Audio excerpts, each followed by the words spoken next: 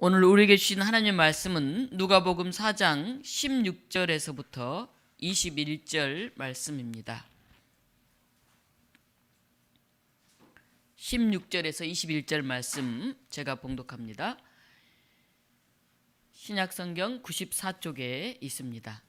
예수께서 그 자라신 곳 나사렛에 이르사 안식일에 늘 하시던 대로 회당에 들어가사 성경을 읽으려고 서심해 선지자 이사야의 글을 들이거늘 책을 펴서 이렇게 기록된 데를 찾으시니 곧 주의 성령이 내게 임하셨으니 이는 가난한 자에게 복음을 전하게 하시려고 내게 기름을 부으시고 나를 보내사 포로된 자에게 자유를 눈먼 자에게 다시 보게 함을 전파하며 눌린 자를 자유롭게 하고 주의 은혜의 해를 전파하게 하려 하심이라 하였더라.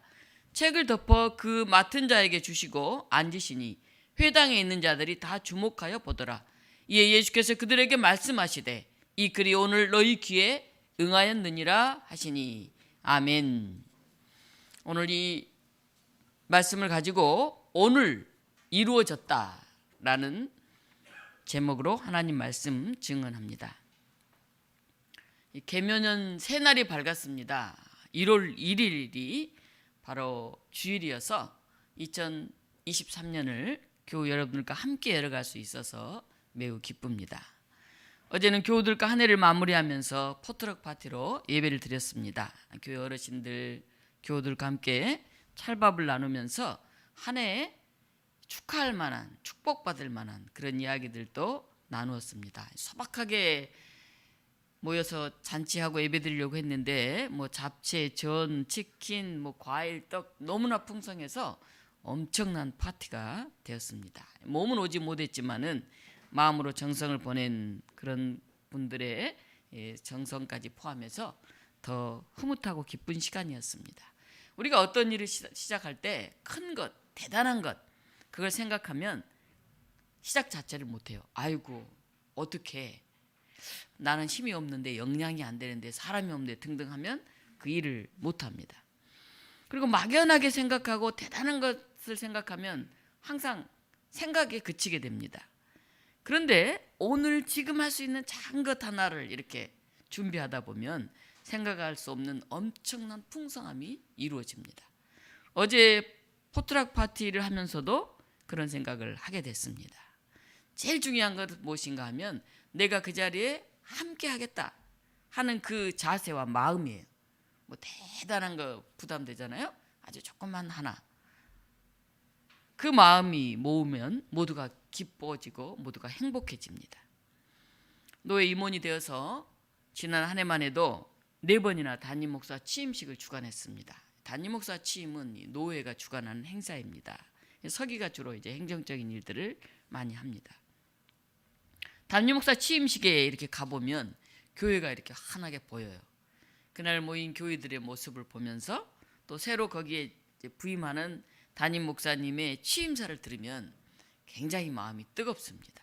특히 처음 담임 목회를 하는 그동안 이제 부교육자만 하다가 처음 담임 목사가 되시는 분들의 말씀은 굉장히 인상적이고 여운이 있습니다. 왜냐하면 첫 출발은 순수함과 열정이 있기 때문에 그렇습니다.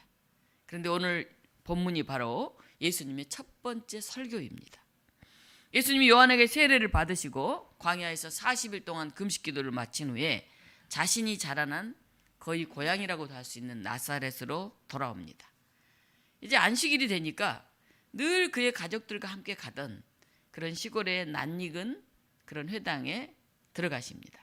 그 회당에는 고향 마을의 작은 곳이기 때문에 다 대부분 아는 사람들이에요. 그렇잖아요. 우리 교회도 작은 교회라 뻔히 알잖아요.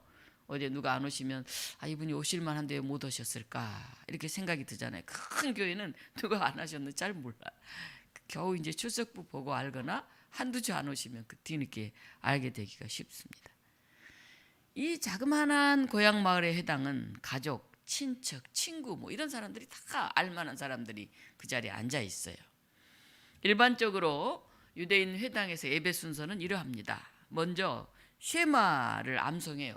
쉐마는 신명기 6장 4절 9절 들으라 이렇게 하나님이 이렇게 말씀하셨다. 하나님의 교훈들 이렇게 살라 하는 그런 말씀이에요.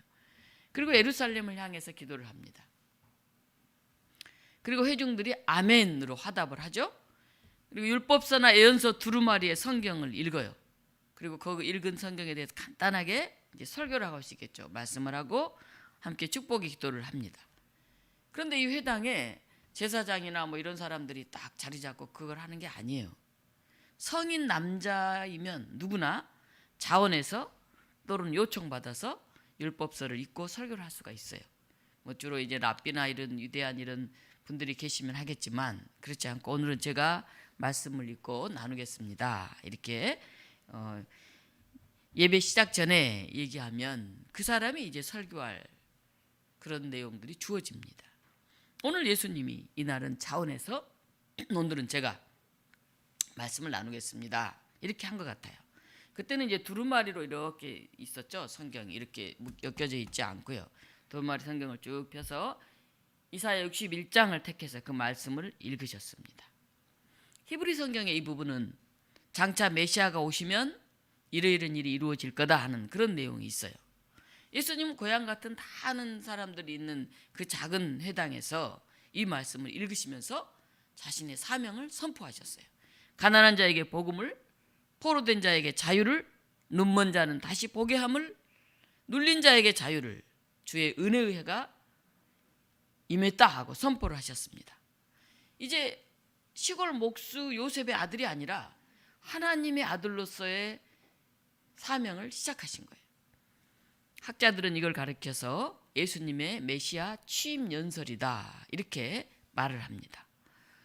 사람들이 깜짝 놀라서 저거는 메시아가 오시면 이루어질 그런 일인데 저 요셉 목수의 아들이 저 어마어마한 얘기를 읽네 하고 깜짝 놀랐어요.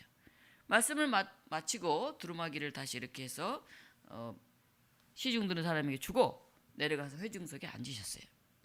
그랬더니 사람들이 전부 다 주목하여 보는 거예요.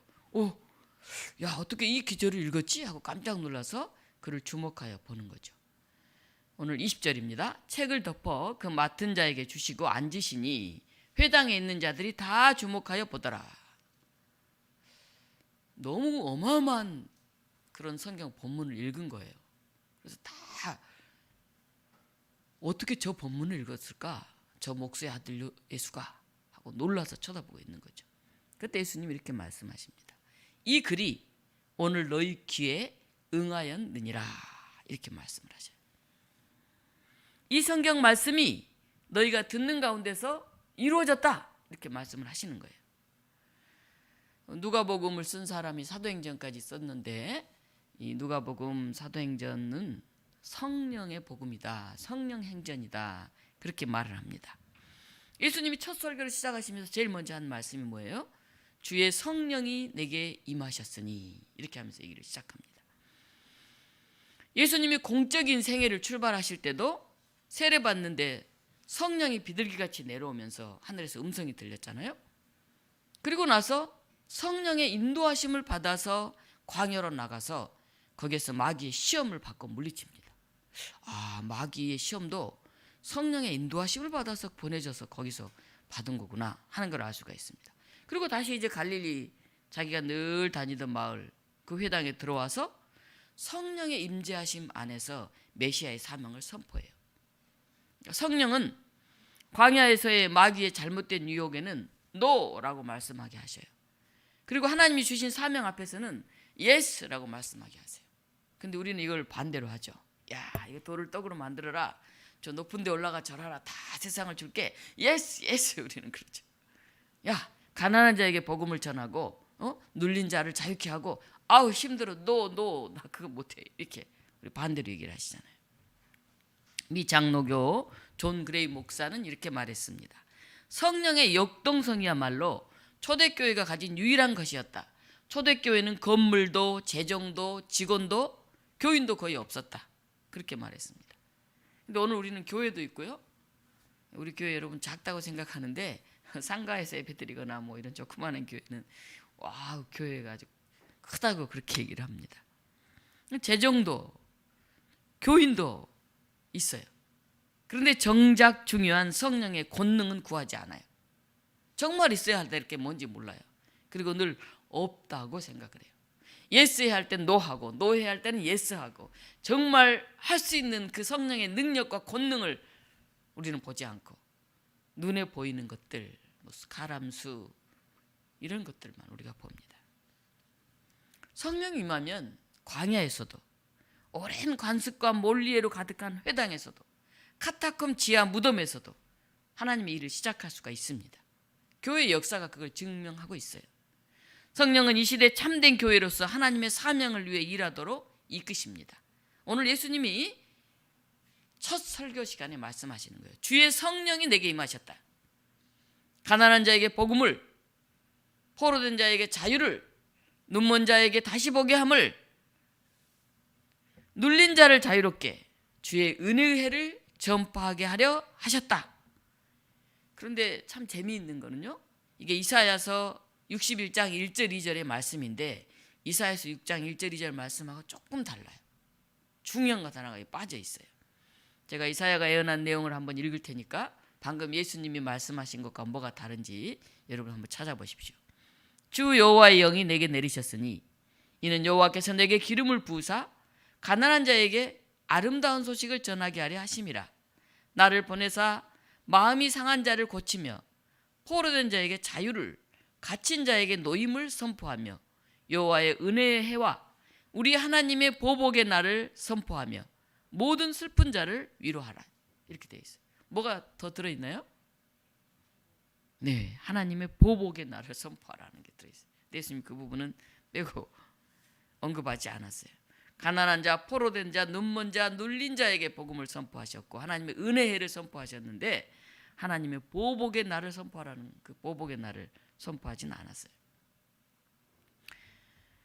이사야가 전야했을 때는 이 강대국으로부터 침략을 받고 있고 굉장히 어려운 그런 상황들이었죠. 그래서 하나님이 함께 하신다, 하나님의 은혜가 임한다 할 때는 이 강대국들을 복수하고 하나님이 그들에게 보복하는 그런 사상이 굉장히 깊게 있었죠. 그런데 지금 예수님이 와서는 물론 여전히 로마의 압제하에 있죠. 그러나 그 보복보다는 하나님의 은총을 더 예수님은 선포하고 계십니다. 예수님의 사역의 주된 대상은 더러운 귀신 들린 사람, 각종 병에 걸린 사람, 나병에 걸린 사람, 죽어가는 회당장 야이로의 딸, 12해를 혈류증으로 앓는 여인, 먹을 것이 없었던 5천 명의 무리, 방문한 친구에게 대접할 것이 없었던 사람, 오난 풀어주기를 간청한 과부, 길에서 만난 맹인, 이런 다양한 사회 계층에 속한 사람들이었는데 대부분 소외되고 죄인 취급을 받는 가난한 사람들이었어요.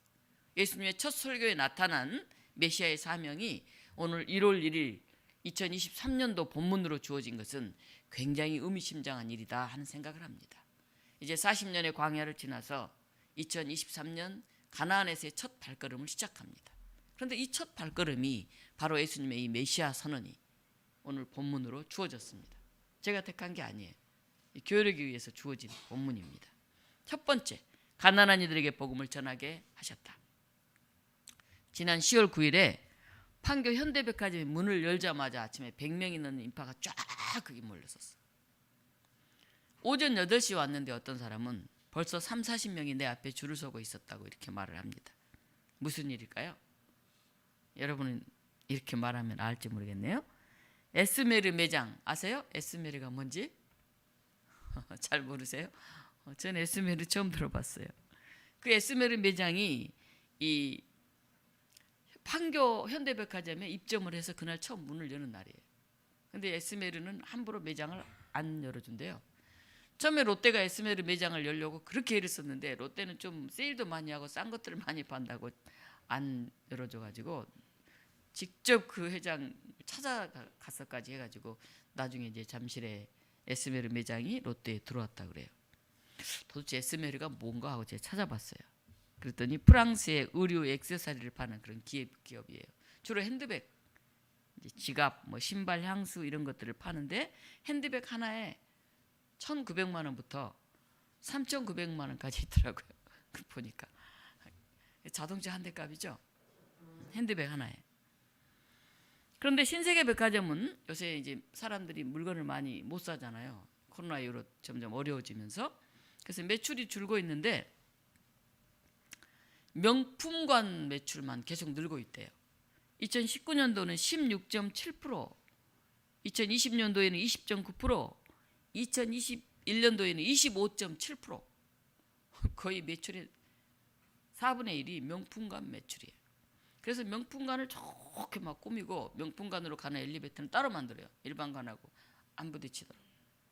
경기는 굉장히 어려워지는데 명품 시장은 점점 커지고 있고, 이제 새로 에스메르가 입점하면 좀 사기 힘든 것들이 나올까 하고 그냥 아침 8시부터 10시도 전에 100명이 쫙 출서 있었다는 거예요. 우리나라 경제 구조가 양극화라는 특징이 나타나고 있죠. 예, 젊은이들이 열심히 일해도 머물 공간 하나 갖지 못해요. 이게 사회적인 질병이에요. 사회적 질병. 우리 나라가 병이 들어있어요. 요즘 집값이 굉장히 떨어져서 집 가진 사람은 또 걱정을 한다고 그럽니다. 근데 올라도 너무 올랐잖아요. 집이 비정상적으로 올랐죠. 다시 정상이 돼야 되잖아요. 너무 오르면은 오른다고 또 힘들어하고, 너무 떨어지면 또 떨어진다고 힘들어하고. 우리 사회가 양극화됐습니다. 그러면 사람들이 어떻게 생각하냐 하면 나는 가난해 이렇게 생각해요. 부자들 흉을 봐요. 근데 가난은 항상 상대적입니다. 정말 가난해 갖고 먹을 것도 없는 굶어 죽는 그런 아프리카 이런 데 아니고는 다 상대적이에요. 그러니까 우리나라는 굉장히 잘 사는데 나는 가난하다. 너무 잘 사는 나라에 사니까 그렇게 생각해요. 여러분 저 아프리카 가서 살아보세요.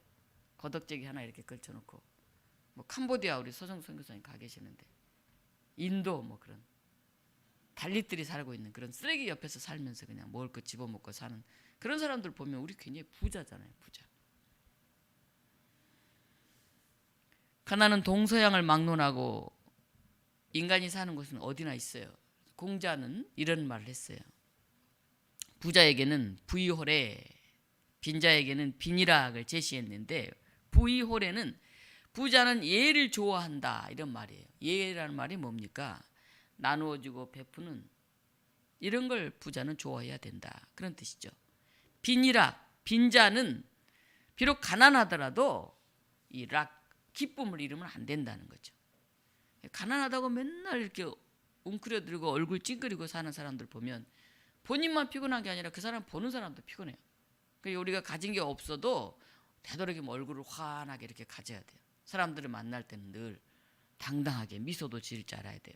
맨날 가난하다고 쭈그러들어 살면 삶이 더 힘들어져요. 빈일학, 가난하더라도 사회적 정신적 가치를 즐겨라 그런 거예요.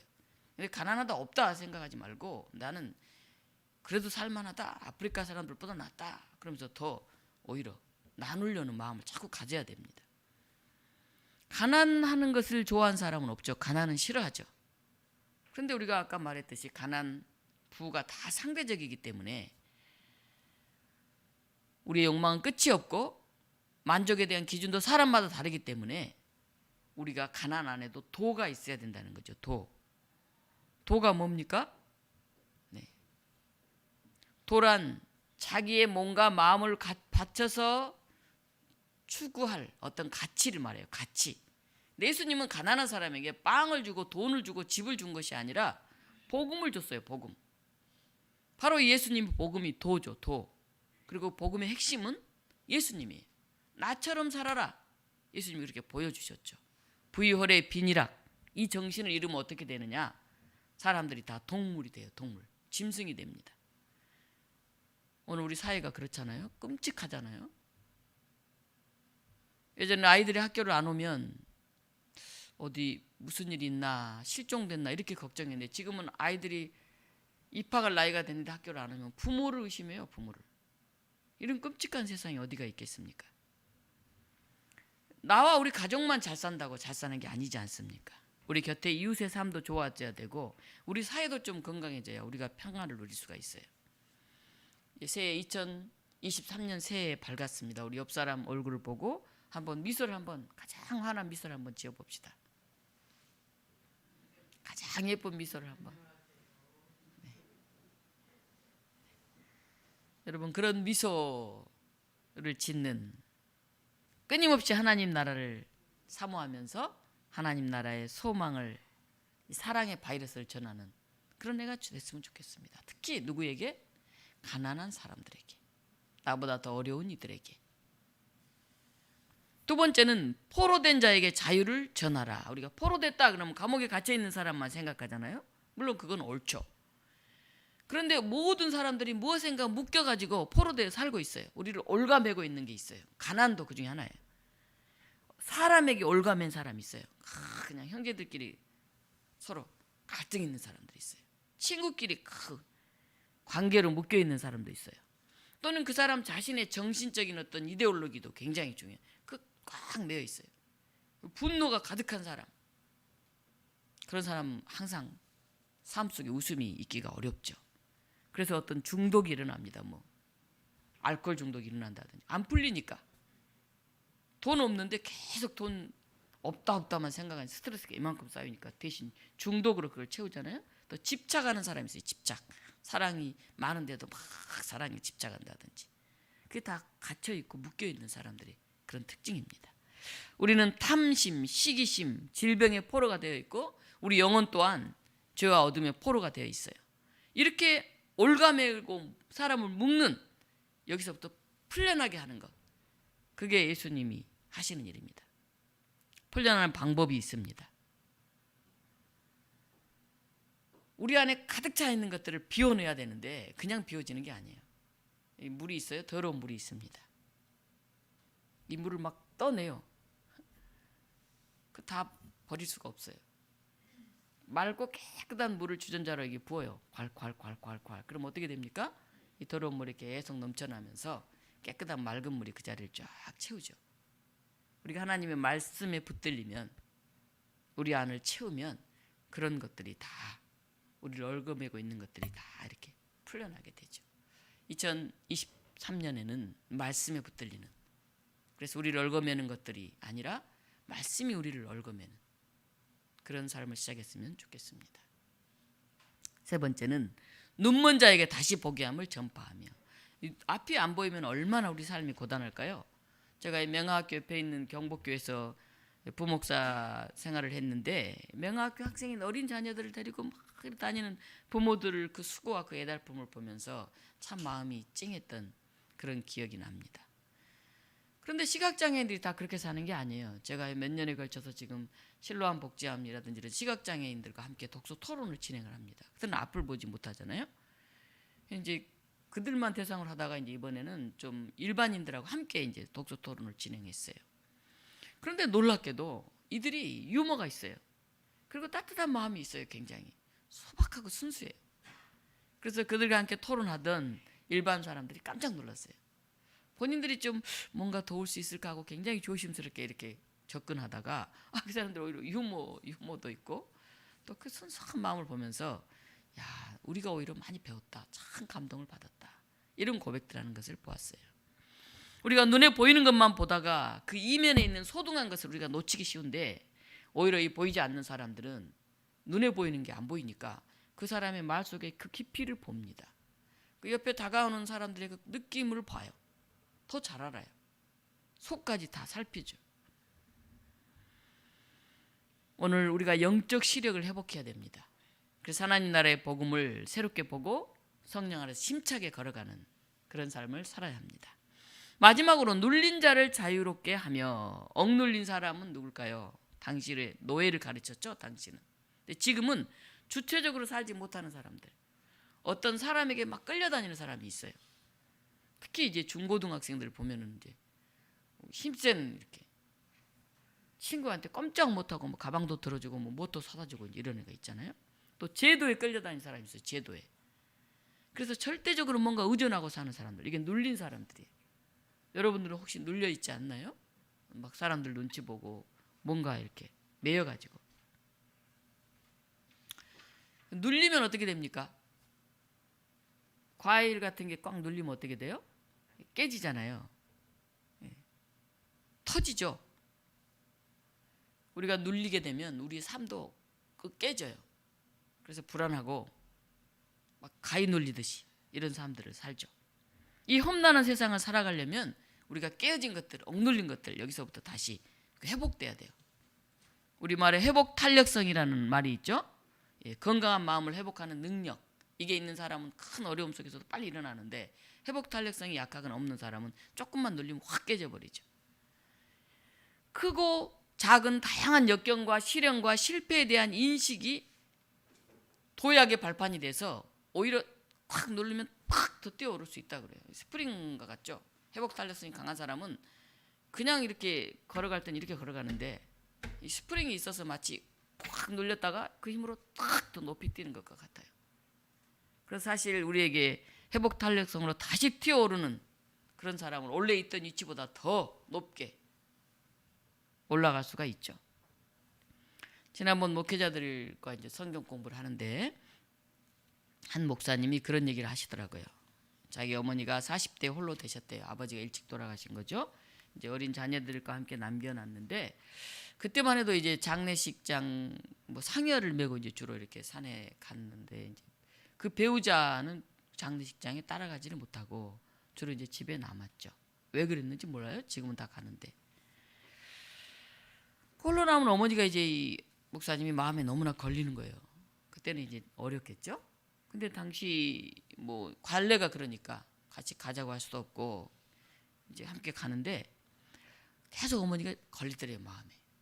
그 장례 마치고 이제 집에 와서 보니까 그 옆집에 일찍 남편을 잃은 아주머님이 집에 오셔가지고 어머니 손을 꼭 잡아주면서 함께 지내고 계시더라고요. 그래서 다녀와서 너무나 위로가 됐다는 얘기를 했죠. 우리가 세상을 살다 보면 슬픔이 있고 아픔이 있고 그걸 잊기가 굉장히 힘들죠. 그런데 이제 회복 탄력성이 있거나 그런 상황을 닥치지 않는 사람은 잊어버려, 괜찮아, 이제 이렇게 얘기할 수 있어요. 또는 아니 본인도 그런 아픔이 있기 때문에 얘기할 수도 있어요. 그런데 사실 우리에게는 충분히 슬퍼하고 애도할 수 있는 그런 시간이 필요해요. 그래서 많이 눈물이 필요하면 좀 눈물을 흘리는 게 필요합니다. 그때는 그냥 가만히 옆에 있어만 줘도 그의 아픔이 치유되는 것을 우리가 보게 됩니다. 부서지고 깨어져서 눌린 자, 그들 옆에 주님이 함께 하셨어요. 식탁을 같이 나누셨고 그들을 다가가서 손을 잡으셨습니다. 박노의 시인의 상처를 그대로 두라라는 시가 있는데, 제가 이 시를 한번 여러분에게 낭독하겠습니다. 상처는 단지 흉터가 아니다. 내 인생의 흔적이고 삶의 문이다. 나의 불운, 나의 오류, 나의 약점, 나의 죄마저 그것이 있으므로 지금의 내가 있는 것이고 그 상처가 나를 구성하고 생성하고 있다. 상처를 눈 감지도 말고 감추지도 말고 상처로 겁주거나 애써 후벼파지도 말고 세월과 성숙 속에 좀 내비두라. 상처받는 순간이야말로 마음이 열려있는 순간이지 않는가. 마음을 열지 않는다면 상처받지도 않는다. 상처 하나 없는 그는 타인들을 오히려 상처 낼 뿐.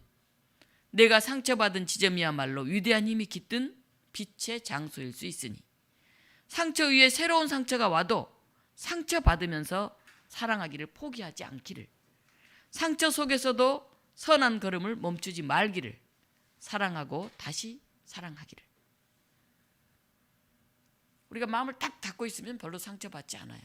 주로 어떤 사람이 상처받느냐? 내가 사랑하는 사람, 내가 가까이 가고 싶은 사람, 그런 사람에게 상처가 되죠. 상처 하나 없는 사람은 다른 사람 이해하기 어렵기 때문에 오히려 다른 사람에게 상처를 주는 사람이에요. 오늘 내가 상처가 있다면, 그래, 내가 가족을 사랑하니까 아파하는구나. 그래, 내가 이 상처가 있으니까 나도 사람이지. 그래, 이 상처로 또 다른 이웃의 상처를 내가 돌봐야지. 이런 고백이 있었으면 좋겠습니다. 한겨울의 추위를 이겨낸 것들만이 새봄을 맞이합니다. 아픔 없이 우리는 새싹을 움틀 수 없습니다. 주님이 오늘 마지막 말씀하십니다. 주의 은혜의 해를 전파하려 하심이라. 주님의 은혜의 해, 2023년은 정말 우리에게 은혜의 해가 임했으면 좋겠습니다. 지난 금요일 오후에 그동안 방에다 막 책을 써놨던데 먼지가 책상에 굉장히 많이 쌓였어요. 그래서 이제 많이 버리고 일부는 교회로 옮겼어요. 아직 이제 막 서류 뭉치들 이거는 정리를 하지 못했어요. 서류는 다 이렇게 보면서 버려야 되니까. 그래서 일주일이 있고 한 달이 있고 365일 1년이 있는 거 이거 참 귀하고 감사하다. 그러니까 새해가 되기 전에 좀 짐정 좀 해야 되겠다고 이제 시작한 일이거든요. 뭐 다 못했지만 매 버릴 게 너무 많아요. 여러분 버릴 게 뭐가 있습니까? 여러분 가슴 속에 어떤 분노, 또 아픔, 뭐 책일 수도 있겠고, 또 욕심일 수도 있겠고, 그것들을 많이 버리고 새롭게 출발하는 그런 새해가 됐으면 좋겠습니다. 2023년 은혜해, 기쁨의 해로 만들어가는 토끼 같은 열정을 가진 교우들이 되시기를 간절히 축복합니다. 기도하겠습니다. 하나님의 사람들인 교우 여러분, 오늘이 당신의 첫날인 것처럼, 오늘이 당신의 마지막 날인 것처럼, 오늘이 당신의 유일한 날인 것처럼 살아가십시오. 오늘 사랑할 사람에게 사랑을 고백하고, 오늘 예배하는 이곳에서 하나님을 만나고, 오늘 섬겨야 할 사람들에게 여러분의 정성을 나누십시오. 오늘 이루어졌다고 예수님은 말씀하십니다. 이 놀라운 복음이 작은 우리의 미소를 통해서, 작은 우리의 실천을 통해서 오늘 여기에서부터 이루어지게 하여 주시옵소서. 예수 그리스도 이름으로 기도하옵나이다. 아멘.